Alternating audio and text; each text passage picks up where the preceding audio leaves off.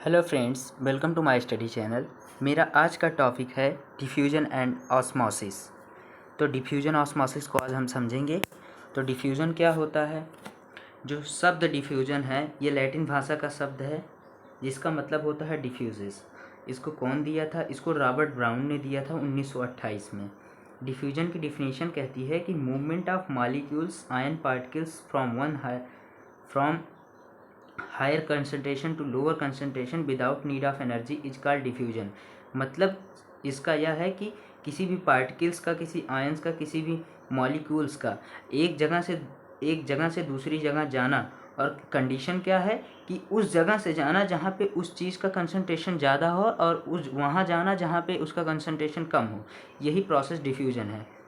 जैसे हम इंक को वाटर में डालते हैं तो पूरे वाटर में इंक एक इक्वल डिस्ट्रीब्यूशन में फैल जाती है। अगर हम परफ्यूम को किसी कमरे में मारते हैं तो परफ्यूम को एक कोने पर मारते हैं ना, क्यों ना वह परफ्यूम कोने पर ही अपना प्रभाव दिखाए, लेकिन वह कमरे के चारों तरफ प्रभाव दिखाता है।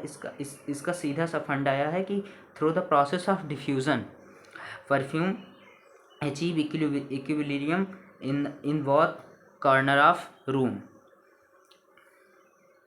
तो डिफ्यूजन प्रोसेस जो होता है ये मेनली जो इंक हम पानी में डालते हैं, परफ्यूम को हम मारते हैं, यही सब इसका एग्जाम्पल है। और डिफ्यूज़न में किसी भी प्रकार की हमें एनर्जी की रिक्वायरमेंट नहीं होती कि एक्सटर्नल एनर्जी हमें लगेगी कि पार्टिकल्स को हमें भेजना है यहाँ पे, तो किसी भी सोर्स ऑफ एनर्जी की रिक्वायरमेंट होगी। तो इसमें एनर्जी की रिक्वायरमेंट नहीं होती।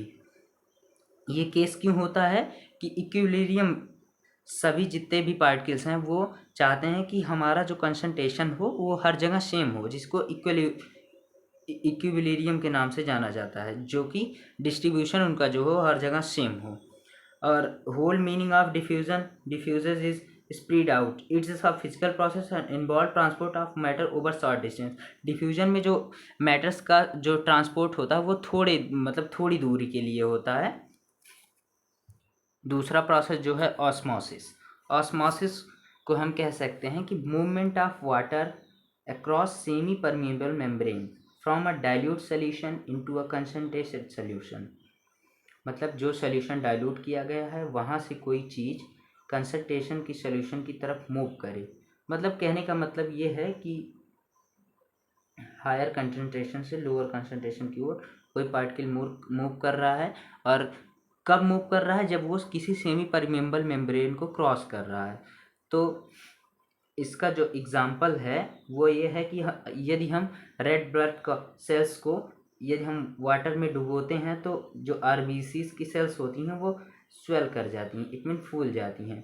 और देखा जाए तो प्लांट के जो रूट हेयर्स होते हैं in earth high water when in plant lack of water quantity. जब प्लांट में वाटर क्वांटिटी कम हो जाती है और वाटर जो है वो प्लांट जो होता है वो ड्राई होने लगता है, तो in case of this condition through plant root hairs absorb the water through the process of osmosis by crossing the semi permeable membrane. अब दोनों प्रोसेसेस में सिमिलरिटीज़ और डिफरेंसेस की बात करें तो सिमिलरिटीज़ ये हैं कि पैसिव ट्रांसपोर्ट हैं। मतलब दोनों प्रोसेस जो हैं वो पैसिव ट्रांसपोर्ट है। इसमें ये क्या गया है कि नो नीड ऑफ एनर्जी, इसमें एनर्जी की रिक्वायरमेंट नहीं होती है। बहुत occur higher concentration to lower concentration, ये हो गया। दोनों जो है हायर कंसनट्रेशन से लोअर कंसनट्रेशन में पार्टिकल्स मूव करते हैं।